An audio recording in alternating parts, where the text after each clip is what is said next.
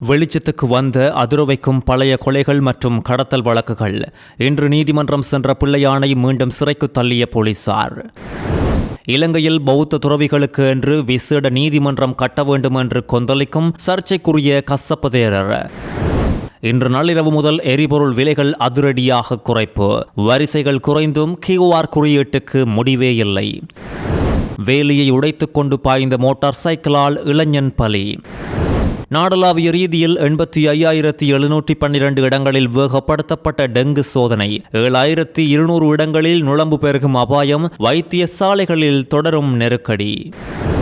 வெனிசுலாவில் நில அதிர்வால் 1,700 உயர்ந்த உயிரிழப்பு. ஹோர்முஸ் நீரிணையில் நீண்ட நாளாக இருக்கும் கன்னிவெடி அகற்றும் பணியில் வெளிநாடுகளுக்கு அதிரடியாக அனுமதி மறுப்பு.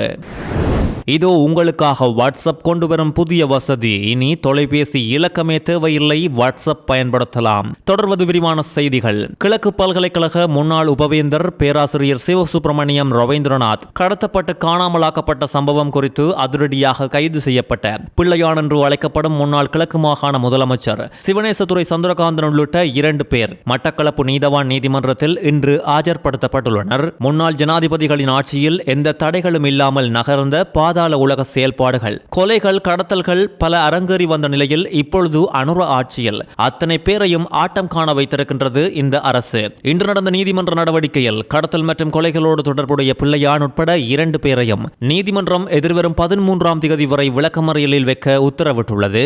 இவர்களின் இன்றைய வழக்கிற்காக பலத்த பாதுகாப்புக்கு மத்தியில் பிள்ளையான் மட்டக்களப்பு நீதிமன்றத்துக்கு அழைத்து செல்லப்பட்டதோடு கிழக்கு மாகாணத்தின் பல பகுதிகளில் T56 ரக துப்பாக்கிகளால் சுட்டு 5 நபர்கள் கொலை செய்யப்பட்ட சம்பவம் குறித்து பிள்ளையான் உள்ளிட்ட 2 சந்தேக நபர்களுக்கு எதிராக குற்றப்புலனாய்வு திணைக்களம் கடந்த 15ஆம் தேதி மட்டக்களப்பு நீதவான் நீதிமன்றத்தில் அறிக்கை தாக்கல் செய்திருந்ததும் குறிப்பிட வேண்டியது. இந்த வழக்கு விசாரணைக்காகவே இவர் இன்றைய தினம் நீதிமன்றத்தில் முன்னிலைப்படுத்தப்பட்டார். முக்கியமாக கடந்த 2008ஆம் ஆண்டில் நடந்த இந்த மனித கொலைகள் குறித்து நடத்தப்பட்ட நீண்ட விசாரணைகளின் பின்னரே குற்றப்புலனாய்வு திணைக்களம் இந்த அறிக்கையை தாக்கல் செய்ததோடு குற்றப்புலனாய்வு திணைக்களம் நீதிமன்றத்தில் சமர்ப்பித்த அறிக்கைகளின் அடிப்படையில் பிள்ளையானும் மற்றைய சந்தேக நபரும் தொடர்புபட்டுள்ள கொலை சம்பவங்கள் இவை என்றும் சுட்டிக்காட்டப்பட்டுள்ளது. 2008 ஜனவரி 9ஆம் தேதி மட்டக்களப்பு கல்லடி பகுதியில் உள்ள முருகன் கோவிலுக்கு பக்கத்தில் விளையாட்டு மைதானத்தில் வைத்து முன்னாள் போலீஸ் உத்தியோகத்தர் ஒருவர் உட்பட 2 பேரை T56 துப்பாக்கியால் சுட்டு கொலை செய்தமை 2008 மே 22ஆம் தேதி காத்தான்குடி போலீஸ் பிரிவுக்கு உட்பட்ட பிரதான வீதியில் வைத்து 2 பேர் சுட்டு கொலை செய்யப்பட்டமை 2008 ஆகஸ்ட் 20ஆம் தேதி வவுனதீவு போலீஸ் பிரிவுக்கு உட்பட்ட கொத்தியாப்புல கண்ணன்குடா பகுதியில் இரவு வேளையில் ஆயுதமேந்திய குழுவினரால் மேலும் ஒருவர் சுட்டுக் கொலை செய்யப்பட்டமை. இப்படியான பல குற்றங்களோடு தொடர்புடைய தலா 3 சந்தேக நபர்கள் பெயரிடப்பட்டுள்ளனர். முதலாவது சந்தேக நபர் விசாரணைகள் ஆரம்பிக்கப்படுவதற்கு முன்னரே இந்த நாட்டை விட்டு தப்பி சென்று வெளிநாட்டில் வசித்து வருவதாக தகவல்கள் வெளியாகியுள்ளது. மிகுதி 2 சந்தேக நபர்களும் இதற்கு முன் கைது செய்யப்பட்டு கடந்த 2025 ஆகஸ்ட் 13 மற்றும் நவம்பர் 13ஆம் தேதி முதல் குற்றப்புலனாய்வு திணைக்களத்தின் பொறுப்பில் தடுப்பு காவல் உத்தரவின் கீழ் வைக்கப்பட்டு விசாரணைக்கு உட்படுத்தப்பட்டிருந்தவர்கள் என்பதும் குறிப்பிட வேண்டியது. 5 மனித கொலை சம்பவங்களினதும் 3வது சந்தேக நபராக பிள்ளையான் பெயரிடப்பட்டுள்ளார் என்பதோடு இவர் கிழக்கு பல்கலைக்கழக முன்னாள் உபவேந்தர் கொலை சம்பவத்தோடு தொடர்புபட்ட குற்றச்சாட்டில் ஏற்கனவே கைது செய்யப்பட்டு தற்போது வெலிக்கடை சிறைச்சாலையில் விளக்கமறியலில் வைக்கப்பட்டுள்ளார். இப்பொழுது நடக்கும் விசாரணைகளில் இவர்களோடு தொடர்புடைய மேலும் பல அரசியல் புள்ளிகள் விரைவில் சிக்கலாம் என்றும் எதிர்பார்க்கப்பட்டுள்ளது. நாட்டு மக்களால் 3/2 பெரும்பான்மை பலத்தோடு நிறுவப்பட்ட அனுர அரசை எதிர்க்கட்சிகளால் ஒருபோதும் அசைக்கவே முடியாது என்ற அமைச்சரும் அமைச்சரவை பேச்சாளருமான வைத்தியர் நலிந்த ஜேதிஸ தெரிவித்துள்ளார். அனுர அரசின் தற்போதைய அரசியல் பலம் மற்றும் வேலை திட்டங்கள் குறித்து ஊடகங்களிடம் கருத்து வெளியிட்ட அமைச்சர் நடந்து முடிந்த தேர்தல்களில் இந்த நாட்டு மக்கள் தங்களின் தூய்மையான அரசியல் ஆணை மூலம் இந்த அரசாங்கத்துக்கு பாரிய பலத்தை கொடுத்துள்ளனர். நாட்டை புதிய பாதையில் கொண்டு செல்வதற்காகவே மக்கள் இந்த வரலாற்று முக்கியத்துவம் வாய்ந்த தீர்மானத்தை எடுத்தனர். தொடர்ச்சியாக நாமல் ராஜபக்ச, சஜித் பிரேமதாச உட்பட எதிர்க்கட்சி உறுப்பினர்கள் அனைவரும் தங்கள் வேலை என்பது அரசாங்கத்தை குறை கூறிக்கொண்டே இருப்பது என்று நினைத்து அடிக்கடி குறை கூறி வருவதோடு அனுர அரசை வீழ்த்தும் சூழ்ச்சிகளிலும் ஈடுபட்டு வருவது அனைவருக்கும் தெரியும். ஈஸ்டர் தாக்குதல் விசாரணைகளுக்கு கூட இவர்கள் தரப்பினர் பல தடைகளை உருவாக்கி வருகின்றனர். இந்த நிலையில் கருத்து வெளியிட்ட அமைச்சர் நலிந்த ஜேதிஸ எமக்கு கிடைத்த மக்களின் பலத்த ஆதரவோடு இயங்கும் இந்த அதிகார கட்டமைப்பை நாடாளுமன்றத்துக்குள்ளோ அல்லது அதற்கு வெளியிலோ இருந்து கொண்டு எதிர்க்கட்சிகளால் எந்த வகையிலும் பலவீனப்படுத்தவோ அல்லது அசைக்கவோ முடியாது. மக்களின் எதிர்பார்ப்புகளை நிறைவேற்றும் வகையில் அரசின் திட்டங்கள் அனைத்தும் தங்கு தடையின்றி முன்னோக்கி நகரும் என்றும் கூறியுள்ளார்.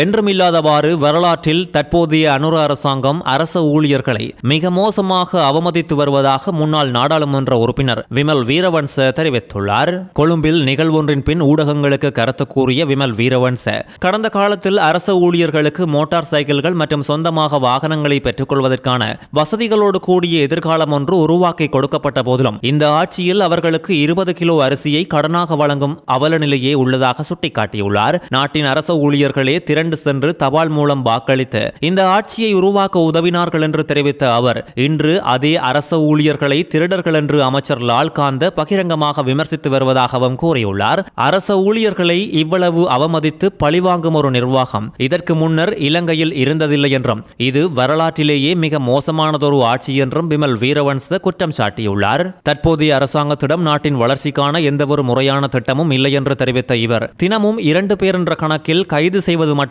இந்த அரசின் பிரதான வேலை திட்டமாக மாறியுள்ளதாக சுட்டிக்காட்டியுள்ளார். ஏதாவது ஒரு குற்றச்சாட்டை சுமத்தி தினமும் 2 பேர் வீதம் கைது செய்து அதன் மூலமே இந்த அரசு தன்னை தக்க வைத்துக் கொள்ள பார்ப்பதாகவும் தனது ஊடக அறிக்கையில் இவர் கடுமையாக சுட்டிக்காட்டியுள்ளார்.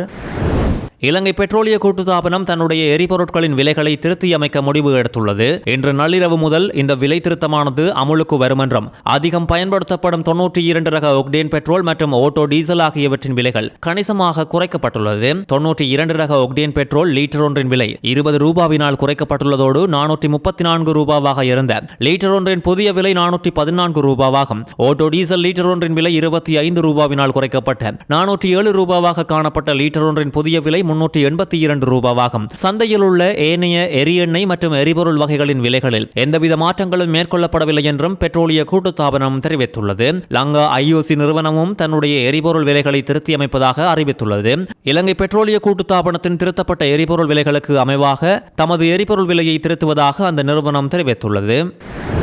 நேற்று இரவு 11 மணியளவில் மட்டக்களப்பு ஏறாவூர் குடியிருப்பு வீதியில் மோட்டார் சைக்கிள் விபத்தில் இளைஞர் ஒருவர் உயிரிழந்துள்ளார். அதிவேகமாக பயணித்த மோட்டார் சைக்கிள் கட்டுப்பாட்டை இழந்து வீடொன்றின் தகர வேலியை உடைத்து சென்று விபத்துக்குள்ளாகியுள்ளதாக ஆரம்பகட்ட விசாரணைகளில் தெரிய வந்துள்ளது. ஏறாவூர் மீராகேணி மையத்துப்பட்டி பகுதியைச் சேர்ந்த ஆதில் என்ற இளைஞனே சம்பவ இடத்தில் உயிரிழந்துள்ளார். விபத்து குறித்த சிசிடிவி காட்சிகள் வெளியாகி அதிர்ச்சியை ஏற்படுத்தியுள்ளதாகவும் மேலதிக விசாரணைகளை அந்த இடத்து போலீசார் மேற்கொண்டு வருகின்றனர்.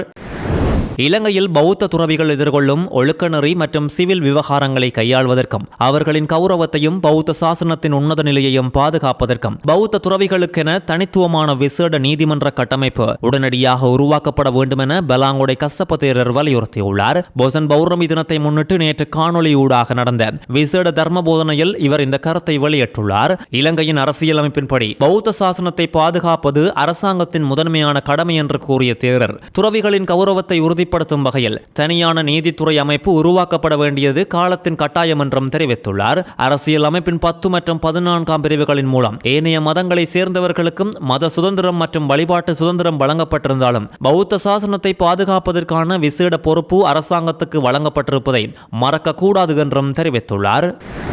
இலங்கை முழுவதும் ஜூன் மாதம் 1ஆம் தேதி முதல் இந்த 25ஆம் தேதி வரையான காலப்பகுதியில் 85,712 இடங்கள் நுளம்பு சோதனைக்கு உட்படுத்தப்பட்டுள்ளதோடு பொது சுகாதார பரிசோதகர்கள் சங்கம் 7,188 இடங்கள் நுளம்பு பெருகக்கூடிய இடங்களாக கண்டறிந்துள்ளது. சோதனையில் டெங்கு நுளம்பு பெருகும் வகையில் சுற்றுப்புற சூழலை வைத்திருந்த 6,000க்கும் மேற்பட்டோருக்கு எதிராக வழக்கு தாக்கல் செய்ய நடவடிக்கை எடுக்கப்பட்டுள்ளதாக அவர் கூறியதோடு நேற்று முன்தினம் மாத்திரம் 986 டெங்கு நோயாளர்கள் பதிவாகியுள்ளனர். நாடளாவிய ரீதியில் இந்த ஆண்டு 53,159 டெங்கு நோயாளர்கள் பதிவாகியுள்ளதாக தேசிய டெங்கு கட்டுப்பாட்டு பிரிவு தெரிவித்துள்ளது. டெங்கு நோயினால் இதுவரையில் 31 மரணங்கள் பதிவாகியுள்ளதும் குறிப்பிட வேண்டியது.